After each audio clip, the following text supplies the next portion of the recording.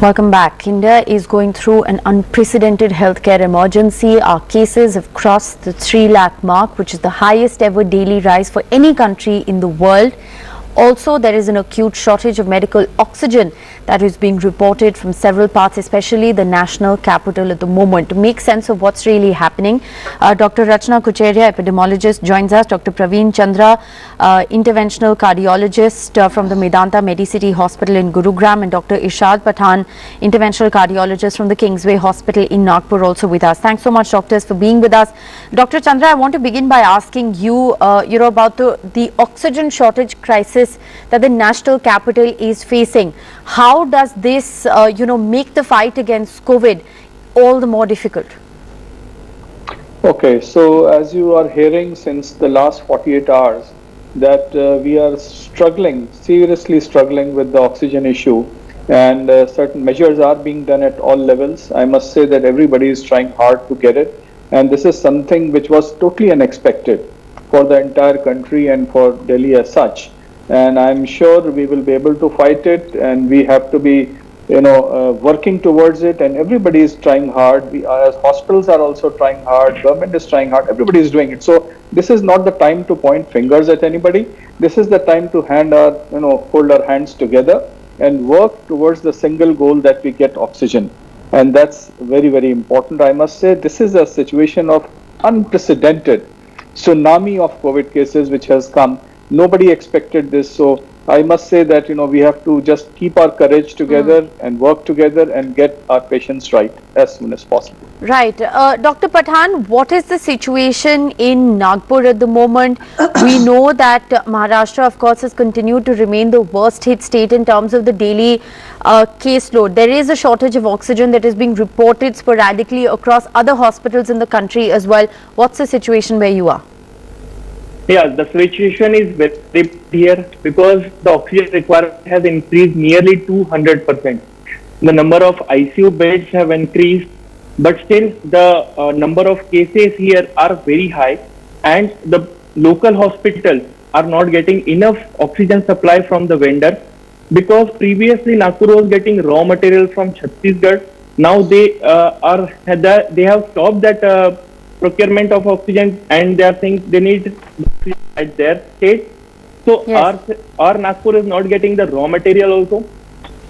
The issue with us is also the small hospitals are totally lack of oxygen, and the supply is very scarce here.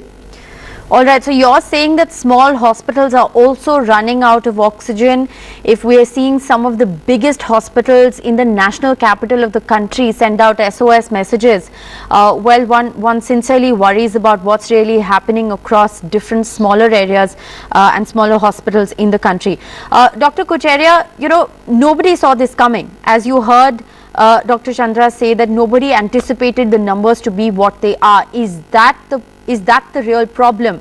When India's cases fell, we thought that the worst was over, that we'd won the war against COVID-19? Well, hi Rishika, nobody saw that coming.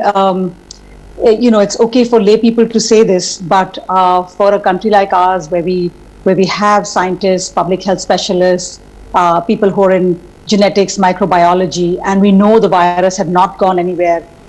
Many medical leaders of the country kept warning us. Then, public health surveillance is a known arm of the public health system. Yes. And that should be giving us indicators, and there were indicators even in March. As a physician, as a GP who continues to see patients, and that's why I've been looking here and there while we're speaking, I'm sending out prescriptions, because there is no way to stop doing that. We saw a blip, a small rise on ground even in March by first, second week. So if we did, certainly public health surveillance systems must have seen some things happening. And so the time is to, probably was to be proactive and not reactive. Having said that, as I agree with the previous speaker, it's time to move on right now, mitigate the crisis, get the word also across. I know many speakers have spoken about how the oxygen is coming in, all that, and that is great and fantastic. But there are those who are also at home, that I'm managing as a GP, and to lessen the panic, to let people know that if the oxygen levels are sort of in the mild drop range or hanging up above 94, Yes. then they are safe to be at home. They can prone. There are things they can do at home, and perhaps leave the essential services, oxygen and beds, for those who really need them. So to decrease the load on the tertiary care system, we also have to strengthen the primary care system and keep those who can be kept safely at home. And the second message I'd like to give out, and then I will leave. Actually, I've never done this on any TV, but patients come first. The second message that I'd like to also say, that if you're having symptoms that are URI, Jukham type, little fever, cough, and the oxygen's dropped a little, maybe a little loss of smell, maybe some of these, not all of these, consider it COVID right now.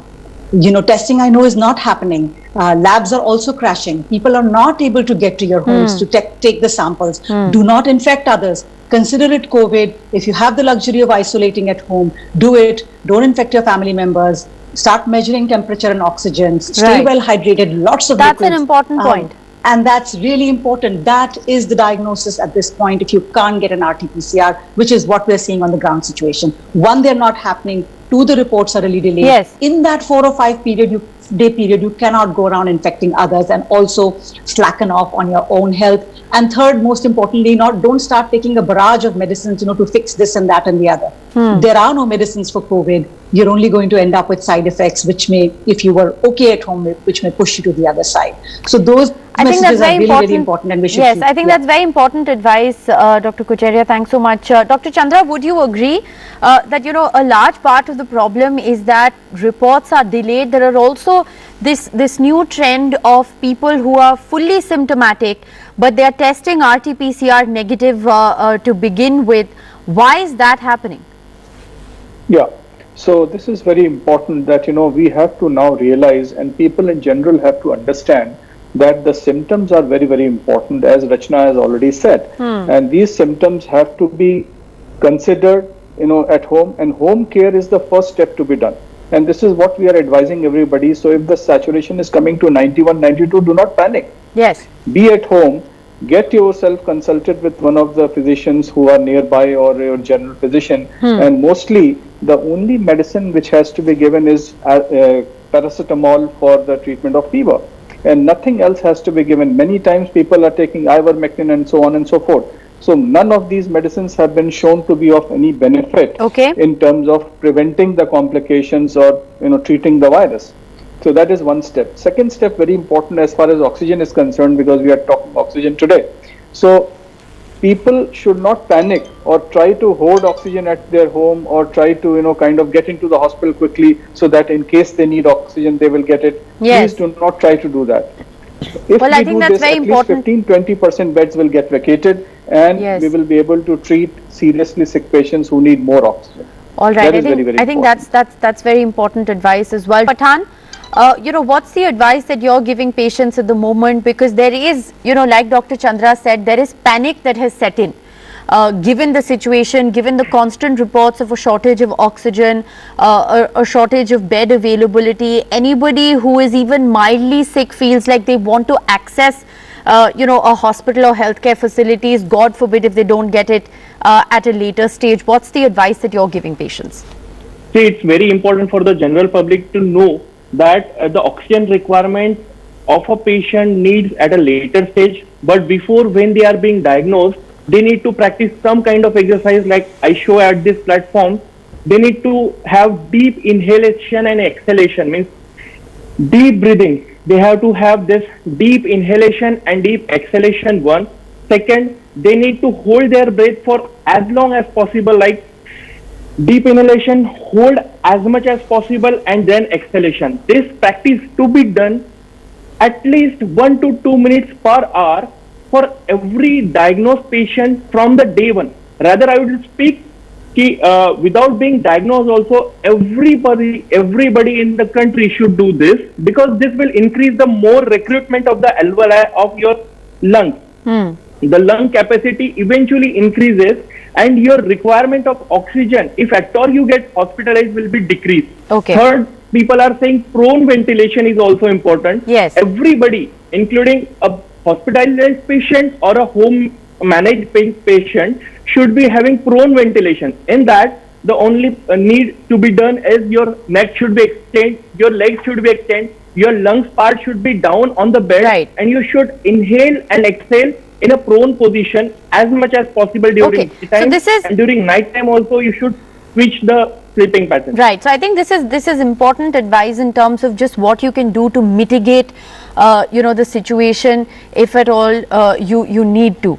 Thank you so much, doctors, for sparing your time and being with us. It is an absolutely unprecedented healthcare emergency that we're seeing, and all your advice and your thoughts are extremely useful for our viewers at the moment. We're going to slip into a very short break. We'll be back with more news on the other side. Thank you.